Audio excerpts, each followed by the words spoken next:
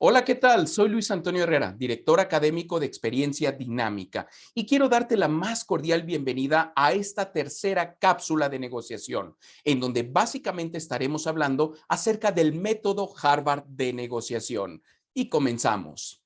El primer punto que quiero platicar contigo es básicamente para qué nos va a servir a nosotros el método Harvard de negociación. Pues bien, el principal objetivo es precisamente poder armar un framework en donde estemos incluyendo todos los aspectos integrales, los cuales serán utilizados en una negociación. Dicho en otros términos, es determinar cuál es la estrategia que nosotros vamos a utilizar con un cliente al momento de negociar. Pero el método Harvard, para poderlo describir y entenderlo de una mejor manera, vamos a dividirlo en dos grandes bloques. El primer bloque tiene que ver con los 4 principios y el segundo bloque precisamente se va a conformar por los 7 elementos. Veamos a mayor detalle cada uno de ellos. Los 4 principios. ¿Qué es un principio? Es una premisa universalmente aceptada que se va a estar utilizando a lo largo de una negociación. El primer principio nos dice que nosotros tenemos que ser duros con los problemas, pero suaves con las personas. El segundo principio nos dice que nosotros nos enfoquemos principalmente en los intereses, no que estemos enfocados en la exigencia o en la posición del cliente. El tercer principio universalmente aceptado nos dice que cada una de las opciones que nosotros estemos utilizando durante la negociación nos deben de beneficiar a ambas partes, tanto a tus clientes como a cada uno de nosotros. Y el cuarto principio nos habla básicamente que todas las opciones deben de tener una métrica, que todo lo que tú estés utilizando para la negociación debe de tener un parámetro, ya sea cuantitativo o cualitativo. Pero ahora pasemos a los 7 elementos. Y el primer elemento es el que se detona a partir de que el cliente genera su posición de la negociación. Recuerda, tal y como lo vimos en la segunda cápsula, la posición es la exigencia. Una vez que surge la exigencia del cliente, es en el momento en que nosotros precisamente tenemos que empezar a descubrir cuáles son los intereses que hay detrás de esa negociación.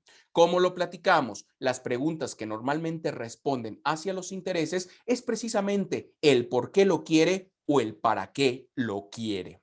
Uno de los aspectos importantes es recordar que precisamente una negociación se va resolviendo a partir del intercambio de los diferentes intereses. Lo que nosotros tenemos que averiguar para una negociación es precisamente cuáles son los deseos de nuestros clientes, cuáles son las necesidades, cuáles son las ansiedades y cuáles son los temores. El segundo elemento del método Harvard tiene que ver con la parte de las opciones. Recuerda que las opciones siempre tienen que ser de valor.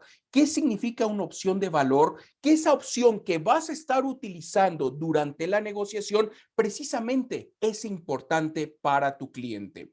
Y una opción es lo que nosotros vamos a estar utilizando como intercambio durante la negociación, lo que nosotros vamos a estar cediendo, concediendo para poder llegar a diversos acuerdos. Las opciones que prepares siempre deben de buscar beneficios mutuos para poder agrandar precisamente el pastel. Por ello, y como lo dijimos hace unos minutos, deben de ser de valor para tu cliente. Y finalmente, la gran ventaja de tener opciones de valor preparadas es definitivamente poder facilitar la toma de decisión de tu cliente y poder llegar a acuerdos de una manera más rápida.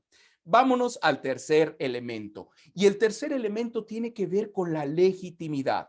La legitimidad que son las métricas aceptadas por ambas partes. La legitimidad nosotros la podemos definir precisamente como el impacto económico de cada una de las opciones de valor. ¿Qué significa esto del impacto económico? Pues bien, significa qué es lo que nos va a costar a nosotros, ya sea a nosotros o al cliente, una vez que nosotros estemos llegando a los diversos acuerdos. lo más importante para poder establecer la legitimidad o el impacto económico es que nosotros la podamos preparar desde dos perspectivas. La primera perspectiva es desde la perspectiva del cliente. Dicho en otros términos, lo que le costaría al cliente implementar precisamente esa opción que nosotros estamos cediendo durante la negociación. Y una segunda perspectiva es a partir de nuestra propia perspectiva. ¿Cuánto me va a costar a mí esa opción una vez que se utilice para llegar a un determinado acuerdo? En el cuarto elemento, el cuarto punto tiene que ver con la parte de las relaciones. Y lo más importante del método Harvard, hay que recordar que es fortalecer la relación. Siempre el fortalecimiento de la relación tiene que ser consecuencia de ese resultado, de acordar, de tener esos acuerdos, los cuales nos lleven a un ganar-ganar. Recuerda que al diseñar y planear la negociación, nosotros debemos de evaluar si las opciones van a estar beneficiando la relación con nuestro cliente. Vámonos al quinto elemento que tiene que ver con la parte de las alternativas, lo que se conoce como BATNA, como MAN o como MAPAN.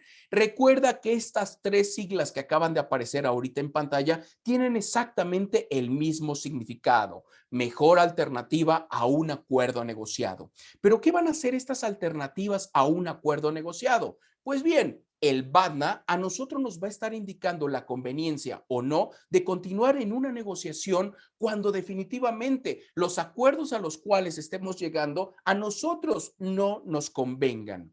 Lo más importante es que en caso de no llegar a un determinado acuerdo, nuestro BATNA precisamente va a ser el plan de lo que yo voy a estar haciendo para poder recuperar la venta que perdí con ese cliente al no poder llegar a diferentes acuerdos en esa negociación.